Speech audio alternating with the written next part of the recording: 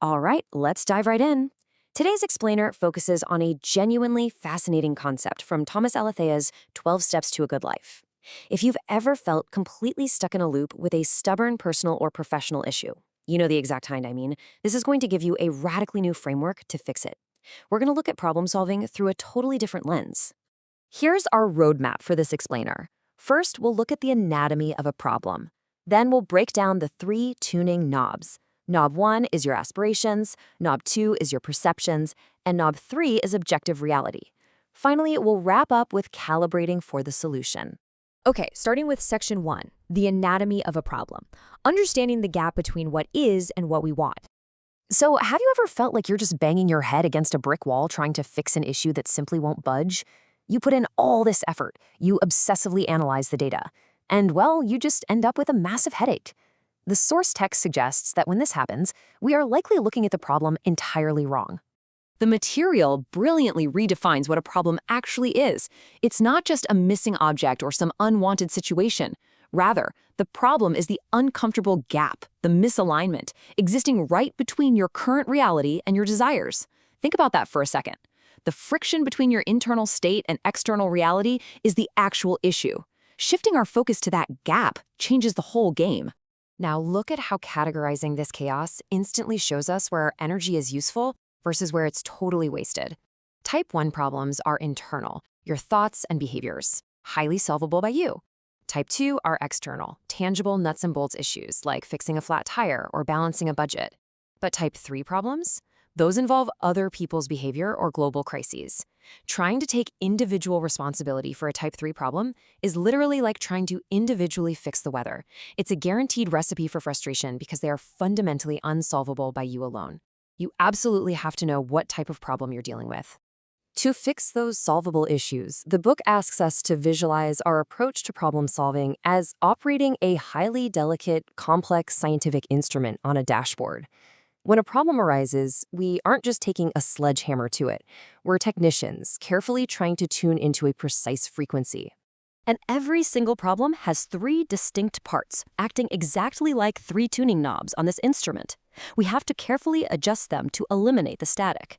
Those knobs are your aspirations, your perceptions, and reality itself. Let's look at how to actually tune them. Moving on to section 2, knob 1, your aspirations, what you want, need, or expect. Your wants, needs, beliefs, and expectations act as this massive filter, literally coloring every single piece of data that enters your brain. The author emphasizes that human beings are driven by needs, right? Ranging from basic survival all the way to emotional belonging. But those needs don't just sit quietly in the background. They actively shape how we experience the world. If we fail to recognize that a huge chunk of our problem is actually being generated by our own core physical and emotional needs, learned societal expectations, or even unconscious desires, well, we guarantee the issue will never be fully solved. For instance, you might think you're incredibly upset about a coworker's comment, but if you actually tune knob 1, you might realize your real problem is just a deep desire for control or validation. If you don't tune into your own aspirations, you're only ever treating the symptoms. This brings us to section 3, knob 2, your perceptions, how your worldview distorts reality. If your thinking is distorted by cognitive biases or unregulated emotions, your behavior is going to reflect that chaos, turning minor bumps into major crises. The book points out a wild truth. Our minds don't actually experience reality directly. Our minds guess, they interpret, they fill in the blanks, and they make up stories. This is your perception at work, and man, it is highly susceptible to distortion. So the crucial point here is physically separating our subjective internal truths, basically the stories we tell ourselves, from the cold, hard, objective facts of the situation. Your subjective truth helps you create personal meaning, sure, but if you confuse it with objective truth, you are going to suffer. The author uses this great analogy of baseball umpires. Subjective truth is the umpire who says, "I call them as I see them." Objective truth is the umpire who says, "I call them as they are." Knowing the difference is absolutely vital for tuning the second knob. Next up, section 4, knob 3, objective reality, accepting the facts. The sci-fi author Philip K. Dick once said, "Reality is that which when you stop believing in it, doesn't go away." I love that. Reality doesn't care about our feelings, our preferences, or the elaborate stories our perceptions have spun. It simply exists. And when we crash hard into reality, it's usually because we've stubbornly refused to accept the facts right in front of us. The more honestly we can bring ourselves to view reality completely stripped of the protective lenses of our aspirations and perceptions, the closer we get to actual peace.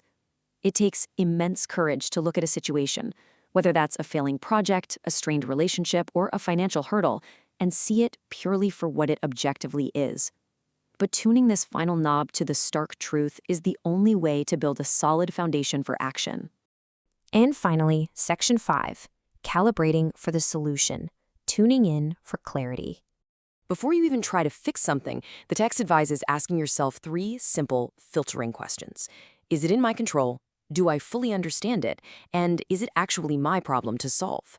If you answer no to even one of these, conventional problem-solving methods are just going to create more static.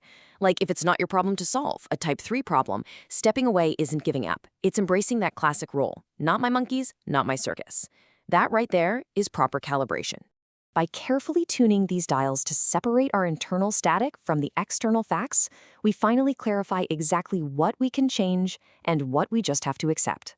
We identify where our aspirations are unrealistic, we isolate where our perceptions are feeding us false stories, and we accept the unshakable objective facts.